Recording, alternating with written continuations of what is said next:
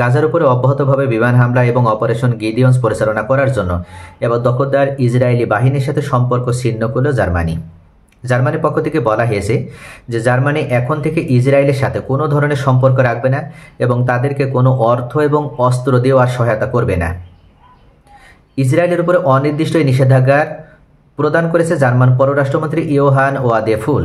তিনি উল্লেখ করেছেন, এখন থেকে ইহুদিদের কাজে আসবে বা ইসরায়েলের রাষ্ট্রের জন্য কাজে আসবে এমন কোনো অস্ত্র জার্মানি আর রপ্তানি করবে না। শুধু তাই নয়, ফিনল্যান্ডে এক সম্মেলনে জার্মান চ্যান্সেলর মার্জও বলেন, হামাসকে পরাস্ত করার অজুহাত দিয়ে গাজায় সাম্প্রতিক যে বিমান হামলা পরিচালনা করছে ইসরায়েল, এমনকি সম্পূর্ণ গাজা ভূখণ্ডটিকে তারা যেভাবে ধ্বংসস্তূপে পরিণত করছে, এটাকে সমর্থন দিয়ে কোনোভাবেই ইসরায়েলের পাশে কোনো অর্থ এবং অস্ত্র বা কোনো ধরনের সাহায্য সহযোগিতা আর প্রদান করবে না জার্মানি। যদিও ইহুদি রাষ্ট্রের অস্তিত্ব এবং ইহুদি রাষ্ট্রের স্বাধীনতা অর্থাৎ ইসরায়েল রাষ্ট্রের স্বাধীনতা টিকিয়ে রাখার জন্য জার্মান বদ্ধপরিকর, কিন্তু তাই বলে এটা নয় যে তাদের এই সমর্থনকে কাজে লাগিয়ে ইসরায়েল অন্যায়মূলকভাবে একের পর এক ফিলিস্তিনিদের ভূখণ্ড দখল করবে এবং মানবতা বিরোধী অপরাধ করবে।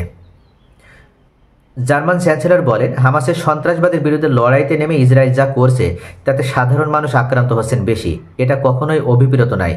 ইসরায়েল এখন কি পেতে চাইছে তা নিয়েও প্রশ্ন তুলেছেন মার্জ উল্লেখ করেন যে বেনিয়ামিন নেতানিয়াহুর লক্ষ্য এখন স্পষ্ট হয়ে গিয়েছে, অর্থাৎ নেতানিয়াহু চাচ্ছে সম্পূর্ণ গাজা ভূখণ্ড ইসরায়েলের দখলে নিতে, কিন্তু এটা কোনোভাবেই কাম্য হতে পারে না। গাজাবাসীদের নিজস্ব একটা ভূখণ্ড আছে, ফিলিস্তিনিদের একটা নিজস্ব ভূখণ্ড রয়েছে, আর এই ভূখণ্ড ইসরায়েল কখনো জোরপূর্বক দখল করে নিতে চাইলে সেটা সম্পূর্ণভাবে অন্যায় হবে। আর এই অন্যায়ের পক্ষে দাঁড়িয়ে জার্মানি আর কোনো ধরনের সাপোর্ট ইসরায়েলকে প্রদান করবে না। সম্প্রতি পরিচালিত একটি জরিপে দেখা গিয়েছে, ইসরায়েলে অস্ত্র রপ্তানির বিরুদ্ধে মত দিয়েছেন 51% জার্মান। এছাড়া ইসরায়েলের প্রতি ইতিবাচক দৃষ্টিভঙ্গি রয়েছে কেবল 36% জার্মানের, যে সংখ্যাটি 2021 সালে ছিল 46%। অর্থাৎ ইসরায়েল যে সঠিক কাজ করছে এবং ইসরায়েলের পক্ষে থাকতে হবে, ইসরায়েলকে সহায়তা দিতে হবে, এটার পক্ষে ছিল 2021 সালে 46% জার্মান। সেই সংখ্যাটা এই 4 বছরে নেমে এসেছে এখন 36%।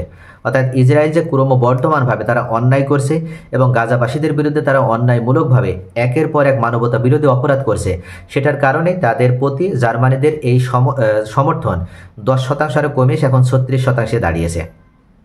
তো প্রিয় ভিউয়ার্স, জার্মানির এই যে পদক্ষেপ, এই পদক্ষেপের আলোকে বেনিয়ামিন নেতানিয়াহু যুদ্ধবিরতি কার্যকর করবে বলে আপনাদের মনে হয়?